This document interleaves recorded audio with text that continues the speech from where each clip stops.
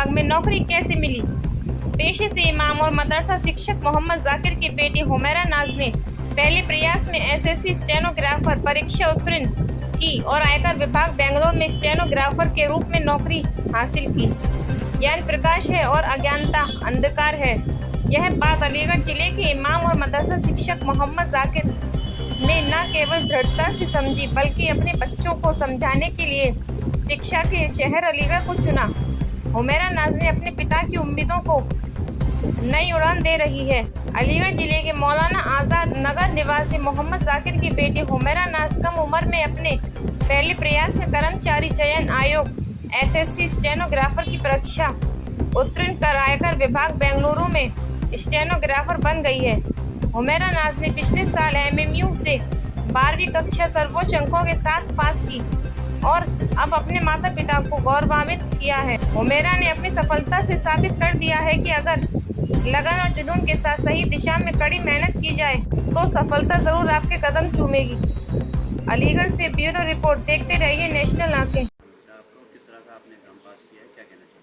मेरा नाम हुमैरा नाज है। मैंने एसएससी स्टेनोग्राफर का एग्ज़ाम फर्स्ट अटैम्प्ट में पास किया है। हम अलीगढ़ के ही रहने वाले हैं। मैंने अपना 12th सीनियर सेकेंडरी स्कूल से 2023 में किया है विद 92% मेरी 12th में थी और मैं आर्ट साइड की स्टूडेंट हूँ। और कहाँ आपका सिलेक्शन हुआ है, किस तरह हुआ है? मेरा सिलेक्शन मिनिस्ट्री ऑफ फाइनेंस के अंदर इनकम टैक्स डिपार्टमेंट में हुआ है और मेरी पोस्टिंग बेंगलुरु में हुई है। I will work as a PA। किस तरह से आपने तैयारी करी, किसके जरिए पता चला आपको इसके बारे में?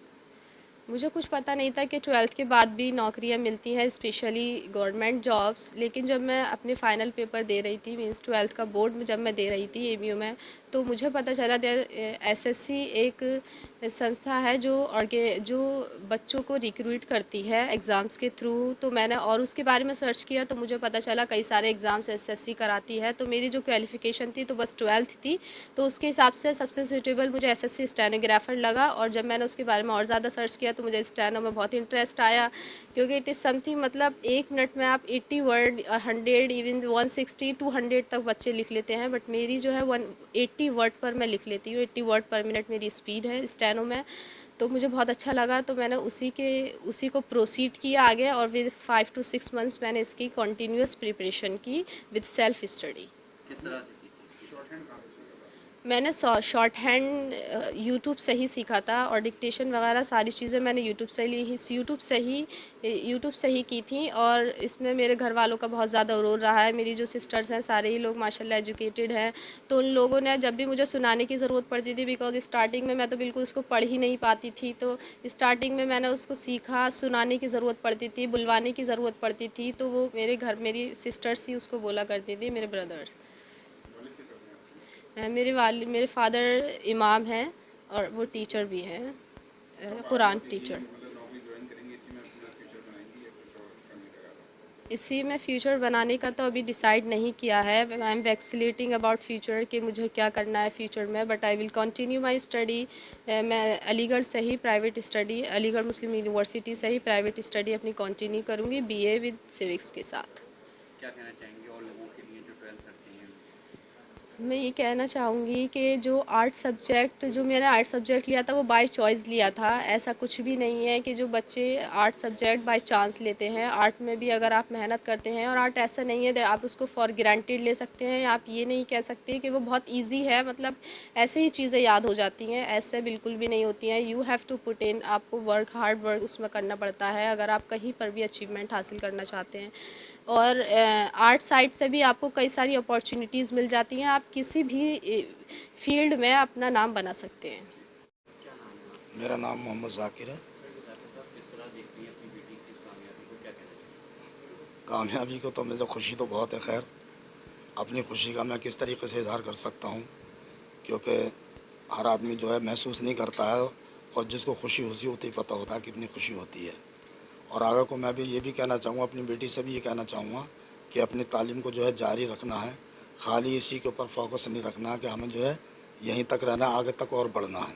जब अभी से ही जो है इतना बड़ा एग्ज़ाम जो 5-6 लाख बच्चे उसमें बैठते हैं उसमें निकाला है ये, तो आगे को उम्मीद है कि जो है तालीम के साथ साथ आगे को बढ़ने की भी मतलब कोशिश करनी है। आप क्या करते हैं? मैं तो इमामत करता हूँ और दोधपुर में एक मदरसा तामीर मिल है तो उसमें मैं टीचर भी हूँ। ये बताइए कि आपने अपने बच्चों की तालीम के लिए किस तरह का फोकस करा और क्या आपके ज़हन में था ये बच्चों तालीम के लिए तो खैर बच्चियों के लिए क्या, बच्चों के लिए क्या, मैंने जो है कोशिश करी है अपना जो है वतन छोड़ कर, यानी कि ज़िला रामपुर का मैं रहने वाला हूँ, वो मैंने छोड़ा सिर्फ बच्चों की तालीम के लिए। अलीगढ़ को चुना था मैंने कि जो है बच्चों को अपने साथ रख के जो है तालीम उनको दिलाऊंगा। तो उम्मीद है कि बच्चे तालीम, सब बच्चे पढ़ रहे हैं वैसे अल्हम्दुलिल्लाह। और एक बच्ची मेरी जो है BMSB कर रही है और एक बच्ची ने मेरी आपकी अलीगढ़ यूनिवर्सिटी से MA करा है और एक बच्चे ने जो है BA करा है यहाँ से। तो बच्चे तो सब पढ़ रहे हैं और एक बच्ची ने अभी 10 भी करा है यहाँ से। तो तालीम को मैं तो और लोगों को भी इस बात का जो संदेश दूंगा कि जो है वो तालीम ज़रूर हासिल करें।